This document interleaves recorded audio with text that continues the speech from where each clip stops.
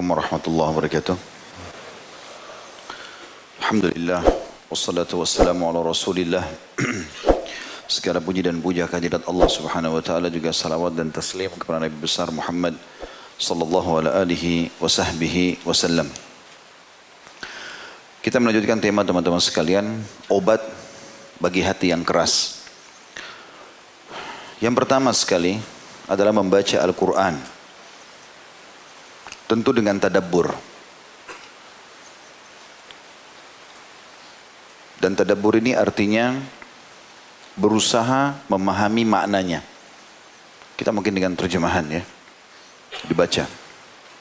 Dan dalam tadabbur Al-Quran ini minimal 10 ayat per hari. Makanya para sahabat mengatakan ridwanullahi alaihim, kami tidak pernah melewati sehari kecuali kami sudah mempelajari 10 ayat Al-Quran dengan memahami maknanya. Kemudian yang kedua adalah sedikitnya makan, mengurangi porsi makan. Boleh makan tadi kita bilang, tapi porsinya dikurangi.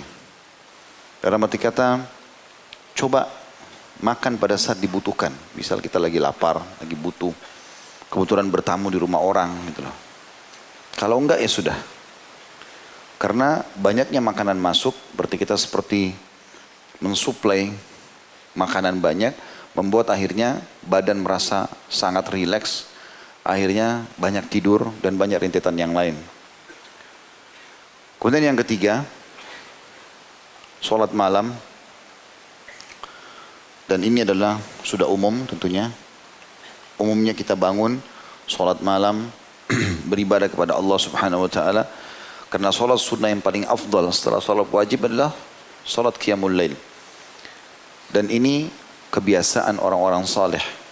Sudah menjadi kebiasaan mereka, tidak mungkin lewat satu malam kecuali sholat malam.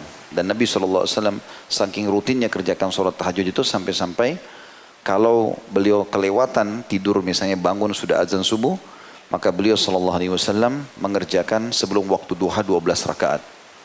Yang tadinya sholat malam 11 rakaat. Kemudian yang keempat adalah mendekatkan diri kepada Allah di waktu sahur atau di waktu menjelang subuh dengan doa. Jadi doa secara khusus di waktu itu diperlukan. Itu untuk melunakkan hati. Karena orang lebih khusyuk, lebih segala macam. Dan yang kelima, duduk dengan orang-orang soleh. 5 hal ini digabung di satu statement yang disampaikan oleh Ibrahim al-Khawwash atau Khawwas rahimahullah. Beliau mengatakan dawa'ul qalbi khamsu asya'. Obat hati yang keras ada 5. Qiraatul Quran bit tadabbur. Membaca Al-Quran dengan tadabbur. Wa khala'ul batan. Mengosongkan perut. Itu kata membatasi makanan tadi. Wa qiyamul lail. Selalu rutin bangun sholat malam. Udah nggak boleh lagi lewat malam kecuali antum sholat. Walaupun cuma 2 rakaat. Nanti kalau sehari, 2 hari, seminggu, sebulan terbiasa, kita akan rasakan kenikmatannya dan sudah menjadi sebuah pola. Pada saat itu syaitan sudah nggak bisa goda kita lagi. Karena kalau kita masih stuck di satu tempat, saya pernah kasih gambaran tuh, kita sama syaitan itu seperti orang yang mau lomba lari. Kalau kita masih diam di tempat garis start, maka dia berleluasa untuk menjatuhkan semangat kita. Kau nggak bisa, kau begini, segala macam. Tapi kalau kita mulai lari, walaupun lari kecil, dia kalau mau menggoda kita, dia harus juga berlari. Dan harus supaya dia bisa menggoda kita, atau mengalahkan kita, dia harus lebih cepat dari kita. Kalau antum berlari kencang, maka dia akan lebih kerepotan. Maknanya apa? Lakukan ibadah itu dulu. Rutinkan. Nanti kalau dia sudah tercintakan dalam jiwa, sudah terbiasa, jadi nyaman, akhirnya jadi kebiasaan. Dan itu syaitan sudah sulit untuk goda. Yang keempat, wattadarru 'inda sahar. Mendekatkan diri secara khusus kepada Allah di waktu-waktu sahar. Sahar itu maksudnya di waktu subuh, itu menjelang subuh. Di sini khususnya dengan doa. Terutama doa. Makanya Nabi SAW mengatakan siapa yang terkaget di malam hari. Banyak orang kaget pertengahan malam. Lalu dia baca la ilaha illallah wahdahu la syarikalah lahul mulku wa lahul hamdu wa huwa ala kulli syai'in qadir. Langsung mengingat Allah. Subhanallah walhamdulillah wa la ilaha illallah Allahu akbar wa la hawla wa la quwata illa billahil aliyil azim. Allahumma gfirli. 3 jenis zikir digabung La ilaha illallah wahdahu la syarika lah sampai akhir. Subhanallah alhamdulillah wa la ilaha illallah akbar dan wala haula wala quwata illa billahil aliyil azim. Lalu ditambah dengan satu pendek doa, Allahumma gfirli. Ya Allah ampunilah aku. Apa kata Nabi SAW? Maka akan diampuni semua dosanya yang lalu. Kalau dia berdoa, diijabah doanya. Dia memohon ampun, diampuni dosanya. Maaf, kalau dia sholat diterima. Ya, jadi ini resep yang luar biasa. Kemudian yang kelima beliau mengatakan wa mujalasatus shalihin, dan duduk ya bersama orang-orang saleh. Ya, jadi berteman sama mereka, dan itu sudah pernah saya bilang teman-teman sekalian. Yang kita harus garis bawahi adalah berteman itu orang saleh dan salehah di majelis ilmu, di masjid. Tidak akan kita temukan mereka banyak di jalan atau di pasar-pasar.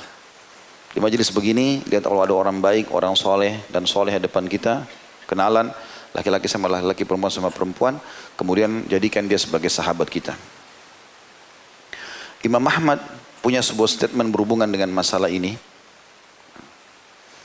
Di antara statement yang dijelaskan itu adalah, dengan apa, waktu beliau ditanya, dengan apa hati bisa jadi lunak? Maka kata beliau, wahai anakku, kepada orang yang bertanya, dengan makanan yang halal. Maknanya, kalau kau pun harus makan, makan dari sumber yang halal. Sehingga betul-betul bisa selamat daripada masalah tadi. Kemudian yang selanjutnya, yang keenam ya, tadi kan sudah 5 ya. Sebenarnya poin 1 tapi ada 5 hal disebutkan tadi. Tapi saya sudah gabungkan 5. Berarti yang keenam sekarang adalah rutin menghadiri majelis ilmu. Seperti insya Allah untuk menghadiri seperti sekarang. Akan beda iman kita sebelum hadir dan sesudah hadir. Ini sudah masyhur, gitu kan. Dan para sahabat sangat merindukan majelis Nabi SAW. Sampai dalam sebuah riwayat sahih riwayat Bukhari, Irbad ibn Sariyah yang masyhur radhiyallahu anhu mengatakan, suatu hari kami pernah mengerjakan sholat bersama Nabi SAW. Kemudian setelah sholat beliau menghadap ke arah kami lalu mengingatkan kepada kami peringatan yang melunakkan hati-hati kami dan membuat mata-mata kami menangis. Ya. Jadi memang majelis ilmu itu manfaatnya besar sekali. Jadi kalau antum bubar dan majelis ilmu ini merasa lebih dekat dengan Allah, lebih takut, takut berbuat maksiat, lebih semangat buat ibadah, itu efek ilmu. Kalau sekali antum hadir sejam 2 jam begini bisa berefek, bagaimana kalau setiap hari hadir? Bagaimana kalau setiap saat dengarkan? Yang ketujuh, sering berziarah kubur dan mengingat kematian. Ada murid seorang Imam Ahmad bernama Abu Talib. Dia berkata, seorang laki-laki pernah bertanya kepada Abu Abdillah atau Imam Ahmad tentang bagaimana melunakkan hati. Maka beliau mengatakan, masuklah ke dalam pemakaman. Di situ sejenak renungi dan usaplah kepala anak yatim. Apa yang kita saksi bahasan adalah masalah mendatangi kuburan. Sa'id ibn Jubair rahimahullah berkata, dan Rabi ibn Abi Rashid berkata, "Lau faraka dzikrul mauti qalbi sa'a khasyitu an yabsuda qalbi." Seandainya mengingat kematian terpisah dari hatiku sekejap saja, dia sempat aku tidak mengingat kalau aku akan mati, maka aku takut hatiku menjadi rusak. Juga Aisyah radhiyallahu pernah ditanya tentang keluhan masalah kerasnya hati. Maka beliau berkata, perbanyaklah mengingat kematian. Engkau akan mendapatkan apa yang kau inginkan. Jadi kalau kau selalu ingat mati, ingat kalau kau akan meninggal dunia, sesehat apapun badanmu, setinggi apapun jabatanmu, sebanyak apapun hartamu, tetap kau akan meninggal dunia, maka hatimu akan lunak. Kemudian wanita yang tadi minta nasihat kepada Aisyah pun mengerjakan. Setelah itu dia pun mendapat petunjuk di hatinya dan bersyukur tentang perasaan itu. Ya, subhanallah, saya beberapa hari yang lalu saya sempat mendapatkan informasi dari teman-teman, ada seorang pengusaha, kalau tidak salah dari Kuwait. Orang ini kaya raya, punya pesawat pribadi, punya mobil, gudang di rumahnya, gudang emas, ada gudang emas, ada segala macam, kaya raya. Terakhir situ tulisannya, ujung-ujungnya dia ke sini. Jadi di foto, banyak foto tentang hartanya itu, pesawat pribadinya dengan warnanya, seragam dengan warna mobilnya, rumahnya, gudang emasnya, perhiasan-perhiasan, segala macam hal. Mobil yang mahal-mahal tertata di halaman dia. Terakhir di sebelahnya ada foto kuburan dia. Tanah, gundukan tanah sama batu di kepalanya. Itu bahasanya adalah, inilah akhir perjalanan seorang miliarder Kuwait. Bukan tidak boleh mengumpulkan harta. Tapi harus sadar teman-teman, kita akan kembali ke sana. Dan sebagaimana kita lahir dalam kondisi hanya menggunakan satu kain selimut pada saat kita lahir, telanjang lahir kita juga meninggal begitu. Telanjang semua, nggak ada lagi nih jabatan, ya semuanya perangkat-perangkat semua, ya ini tidak akan dibawa. Semua hanya jadi kenangan. Oh itu mobilnya fulan, oh itu sepatunya dia, oh itu istrinya, oh itu suaminya, oh itu anaknya. Selesai. Itu bahan ceritanya orang. Tapi antum bertanggung jawab sendiri di depan Allah hari kiamat. Ingat itu. Akan mati. Hati-hati dengan itu. Kemudian yang selanjutnya adalah berbuat baik dengan semua orang miskin, orang yang susah. Ini yang keberapa? Yang ke-8, berbuat baik. Jadi selalu melihat orang yang lebih susah dari kita teman-teman. Banyakkan orang subhanallah hatinya keras karena dia sengaja cari tempat yang eksklusif. Dia tidak pernah mau berbaur sama orang. Keluar tidak pernah mau lihat keadaan. Jalan lihat. Di Jakarta ini banyak sekali pelajaran bisa kita ambil. Rumah-rumah orang berdempetan. Kecil-kecil gang. Saya berapa kali masuk subhanallah pulang taklim naik motor. Renungi saya tadabbur jalan. Saya sambil merenung lihat bagaimana mereka ya kondisinya rumahnya. Mungkin kadang-kadang ada yang cuma 1,5 meter kali 1,5 meter duduk anaknya suaminya di situ jual cuma saset-sasetan minuman sedikit hidup. Subhanallah. Itu dengan melihat itu kita jadi bersyukur kalau Allah kasih kita rumah lebih besar. Ada orang yang jalan kaki, ada orang yang dorong gerobak. Ada orang subhanallah pernah dorong gerobak saya temukan di daerah Pancoran. Gak ada sendalnya. Dia ambil bekas botol minuman, botol air mineral, itu digepengin sama dia. Di lubang bagian depan dekat kepala tutupnya itu, dipakai jadi sendal. Jadi dia jalan itu bunyi-bunyi sendal. Gak ada sendalnya. La haula wala quwata illa billah. Tapi ada orang atau banyak orang yang hatinya keras. Lihat orang begitu gak ada lunak hatinya, bantu ya akhi. Allah perlihatkan mata kita ke orang begitu itu untuk kita bantu. Bukan cuma lewat, oh ya sudah, orang miskin, udah. Ada orang dulu di pinggir jalan, jelas bajunya kotor, jelas ngulurkan tangan, jelas ada kotaknya. Wah kayaknya ya, pura-pura, kayaknya anak pinjaman, kayaknya begini. Bernegosiasi sama syaitan. Tugas kita kalau ada kesempatan ibadah, eksekusi, bukan negosiasi. Hah?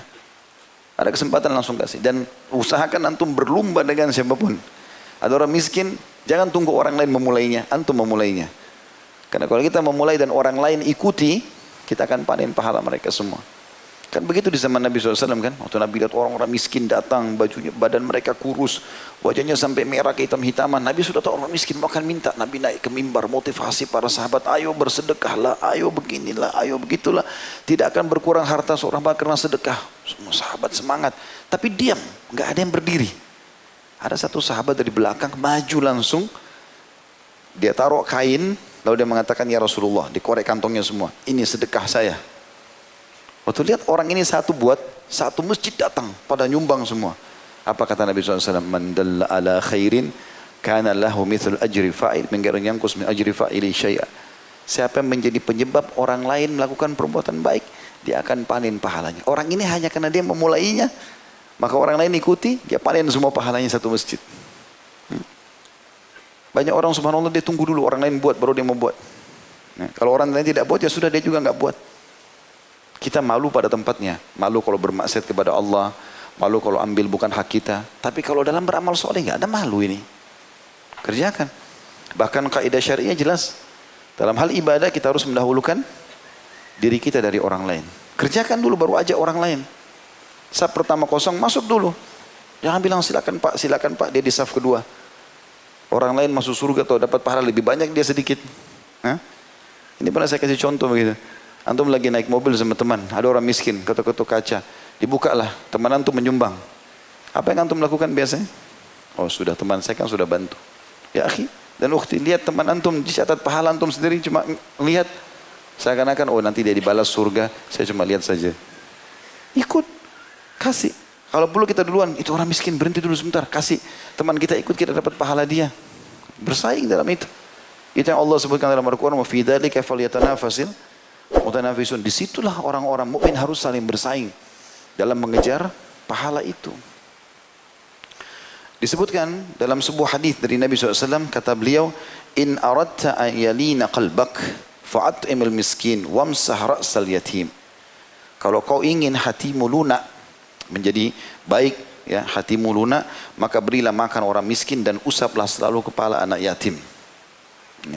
Tentu di sini usap bisa mengusap secara fisik. Ada hadis yang menyebutkan kalau seseorang mengusap kepala anak yatim, maka berapa helai rambutnya yang tersentuh itulah pahalanya. Bentuk kasih sayang kepada mereka.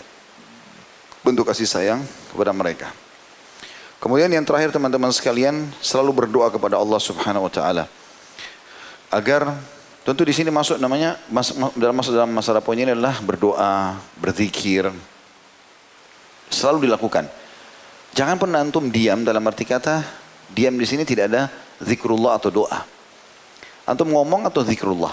Diam pun itu harus masuk dalam zikrullah, artinya tidak ngomong sama manusia tapi kita berzikir kepada Allah atau kita bertafakkur. Karena memang orang-orang yang sering berzikir, astagfirullah wa atubu ilaih, astagfirullah wa atubu, lagi di kereta api, lagi di bus, lagi di jalan, lagi naik motor, lagi istighfar terus. Baca salawat terus.